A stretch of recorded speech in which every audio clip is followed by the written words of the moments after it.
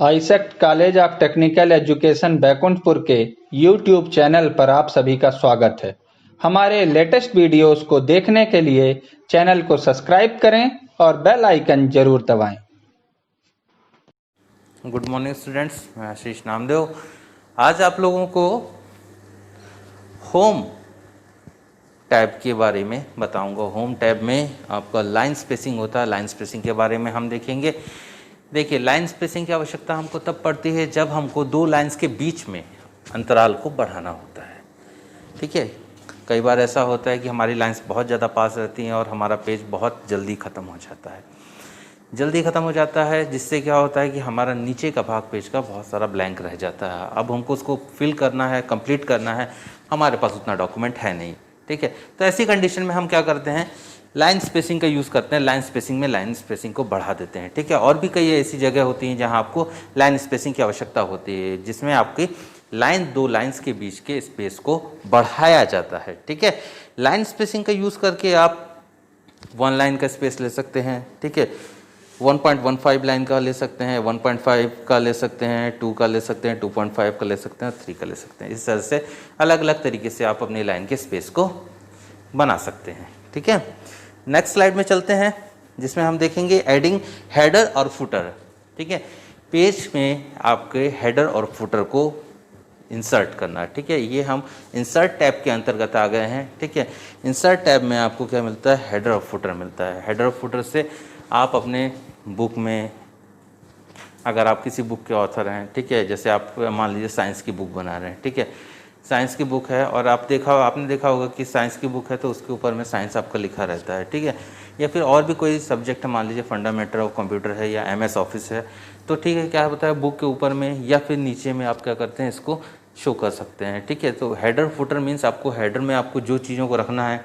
ठीक है, जैसे मान लीजिए हमारी फंडामेंटल ऑफ कंप्यूटर, ठीक है, हम इसको हेडर में रखना चाहते हैं, तो हर पेज में ना टाइप करना पड़े, इससे बचने के लिए हम क्या करते हैं, हेडर फुटर का यूज़ करते हैं। ठीक है, ये ऑटोमेटिक क्या करता है, आपके हेडर और फुटर को हर पेज में इंसर्ट कर देता है। ठीक है, अगर आपके 50 पेज यूज़ हो रहे हैं, 100 पेज यूज़ हो रहे हैं, या उससे ज़्यादा या कम पेज यूज़ हो रहे हैं और आपको हेडर फुटर की आपको आवश्यकता महसूस हो रही है, तो आप इसका यूज़ करके क्या कर सकते हैं, हेडर और फुटर को बता सकते हैं। जैसे कि हेडर फुटर में अगर हम थोड़ा सा देखें इसमें, ठीक है, तो आप इस तरह से ऊपर में हेडर को दिखा रहे हैं और नीचे के सेक्शन में आप अपने फुटर को इस तरह से प्रदर्शित करते हैं। नीचे में आप आप अपना पेज नंबर बता सकते हैं फुटर के अंतर्गत। ठीक है, और किसी प्रकार की कोई इन्फॉर्मेशन आपको देनी है तो ये सारे काम कर सकते हैं हेडर और फुटर के द्वारा। ठीक है, नेक्स्ट स्लाइड में आता है पेज नंबर को ऐड करना। ठीक है, पेज नंबर को ऐड करने के लिए ये देखिए, ये ऑप्शन आपको दिख रहा है। ठीक है, आपको पेज नंबर को आपको अगर इंसर्ट करना है तो आप हेडर या फुटर के अंदर भी आप कर सकते हैं। ठीक है, या फिर आप चाहते हैं कि उसको सेंटर में करना चाहते हैं, सेंटर में कर दीजिए, टॉप में करना चाहते हैं, बॉटम में करना चाहते हैं। ठीक है, ये आपके ऊपर डिपेंड होता है। बुक्स में आपने देखा होगा हर पेज का पेज नंबर दिया होता है। ठीक है, तो इसी तरीके से आप क्या कर सकते हैं, इंसर्ट टैब में जाके आप अपने पेज नंबर को इंसर्ट कर सकते हैं। ठीक है, चलिए नेक्स्ट स्लाइड में देखते हैं बुलेट्स एंड नंबरिंग के बारे में। ठीक है, बुलेट्स एंड नंबरिंग की आवश्यकता हमको जब कई बार हम लिस्टिंग करते हैं। ठीक है, लिस्टिंग करते हैं तो हमको इस तरह की बुलेट्स एंड नंबरिंग की आवश्यकता होती है। जैसे मान लीजिए आप वेजिटेबल्स के नाम दिख रहे हैं, ठीक है, या किसी पे आपको किसी शॉप के कुछ आपको सामान लेने हैं, ठीक है, उनकी लिस्ट बना रहे हैं तो लिस्टिंग कर रहे हैं। ठीक है, तो इस तरह की चीज़ों में आपको बुलेट्स एंड नंबरिंग की आवश्यकता होती है। ठीक है, नंबरिंग मीन्स अगर आपको नंबर्स शो करने हैं। ठीक है, अगर आपकी लिस्ट में आपको कंफर्म है कि आपके इतने नंबर्स आपको नंबर के थ्रू दिखाना है तो आप नंबर के थ्रू दिखाते हैं। ठीक है, कई बार हमारे पॉइंट्स क्लियर हमको नहीं होते हैं तो हम क्या करते हैं, उसको आपके बुलेट्स के थ्रू दिखाते हैं। बुलेट्स के थ्रू आप दिखा के आप अलग अलग तरह के बुलेट्स का यूज़ करके उसको अलग अलग तरीके से शो कर सकते हैं, जो कि देखने में बहुत ज़्यादा अच्छा लगता है। ठीक है, नेक्स्ट आता है table and picture. Table and picture means अगर आपको अपने डॉक्यूमेंट के अंतर्गत किसी भी टेबल को इंसर्ट करना है तो आप टेबल टैब का इंसर्ट में जाके आप अपने टेबल रिबन का यूज़ करके, ऑप्शन का यूज़ करके उसको इंसर्ट कर सकते हैं। ठीक है, तो ये आपके ऊपर डिपेंड करता है पूरी तरह से कि आप कितने रो और कॉलम की टेबल लेना चाहते हैं। ठीक है, डायरेक्टली आपको एक शो हो रहा है, ये पिक्चर शो हो रहा है, यहाँ आपको क्या हो रहा है, डायरेक्टली क्या किया जा रहा है, 4x4 की टेबल आपको यहाँ बना के दिखाई जा रही है। ठीक है, तो इस तरह से आप टेबल को अपने हिसाब से ले सकते हैं, ठीक है, अपने से इंसर्ट कर सकते हैं, ड्रॉ कर सकते हैं। अगर आपको ऐसा लगता है कि आपको ड्रॉ करने की आवश्यकता है तो अपने टेबल को आप ड्रॉ भी कर सकते हैं, ठीक है।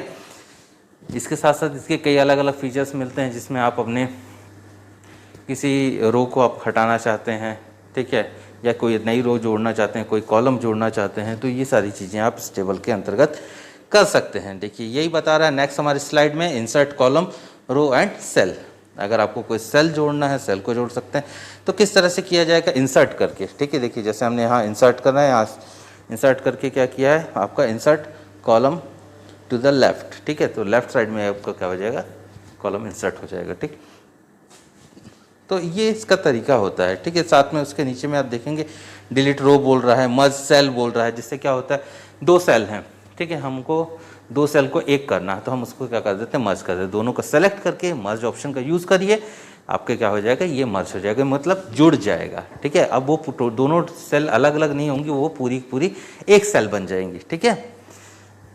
इसके बाद नेक्स्ट आता है डिज़ाइन एंड कलर। टेबल आपने बना ली है, टेबल बनाने के बाद आपको डिज़ाइंस की आवश्यकता होती है, ठीक है। अब क्या होता है, कई बार टेबल्स में किसी डेटा को आप शो कर रहे हैं, आपको डिज़ाइन लग रहा है, डिज़ाइन आपको दिखाना है, ठीक है, पैटर्न्स उसके चेंज करने हैं, डिज़ाइन के पैटर्न्स चेंज करने हैं, ठीक है। उसके अंदर के कलर को चेंज करना, तो देखिए आपको यहाँ दिख रहे हैं, कलर्स दिख रहे हैं बहुत सारे। जो भी आपको कलर उचित लगता है उस कलर को आप सेलेक्ट करिए, देन वो आपका टेबल के अंदर इंसर्ट हो जाएगा, जैसा कि ये भी टेबल के अंदर दिख रहा है कलर, ठीक है। नेक्स्ट आता है insert clip art. Clip art को इंसर्ट करना, किस तरीके से क्लिप आर्ट को इंसर्ट किया जा सकता है, ठीक है। इंसर्ट क्लिप आर्ट का यूज़ करेंगे। इंसर्ट के अंतर्गत आप जाएंगे रिबन में, ये देखिए क्लिप आर्ट का एक रिबन आपका ये इस तरह से दिख रहा है, क्लिप आर्ट क्लिक कीजिए। क्लिक करने के बाद आपके पास फ़ोटोज़ ओपन होंगी। अगर आपको कोई और फोटोज़ सर्च करनी है तो सर्च करके आप उसमें नई फ़ोटोज़ को निकाल सकते हैं, देन उसको इंसर्ट कर सकते हैं। जस्ट उसके बगल में, इंसर्ट के बगल में पिक्चर दिख रहा है, ठीक है। अगर आपके मशीन में, आपके कंप्यूटर में किसी भी प्रकार की कोई पिक्चर या फ़ोटो रखी हुई है, उसको आप इंसर्ट करना चाहते हैं अपने डॉक्यूमेंट के अंतर्गत, तो उसको भी आप क्या कर सकते हैं, इंसर्ट कर सकते हैं। देखिए क्लिप आर्ट का यूज़ करके साइड में देखिए ये आपको ये इस तरह की पिक्चर्स शो हो रही हैं, ठीक है। तो अगर आपको किसी भी यानी एनिमल हो या फिर कोई भी आपका रिलेटेड टॉपिक हो, इससे रिलेटेड कोई पिक्चर्स आप खोजना चाहते हैं, सर्च करना चाहते हैं, सर्च करिए, देन उसके बाद उसको इंसर्ट कर दीजिए, ठीक है। नेक्स्ट चलते हैं हम पेज लेआउट की ओर, ठीक है।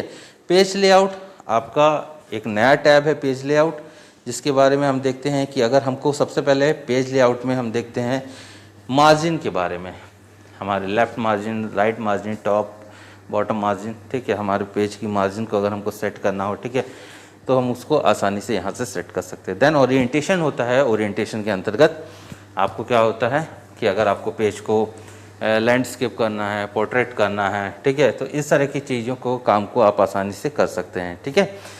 लेआउट के बारे में आगे की क्लासेस में देखेंगे। अभी तक की क्लास में इन टॉपिक्स को क्लियर करें, ठीक है। और किसी भी प्रकार की कोई भी आपको प्रॉब्लम आती है तो जिसके लिए आप क्वेरी करें और उसे पूछ सकते हैं। Okay, thank you.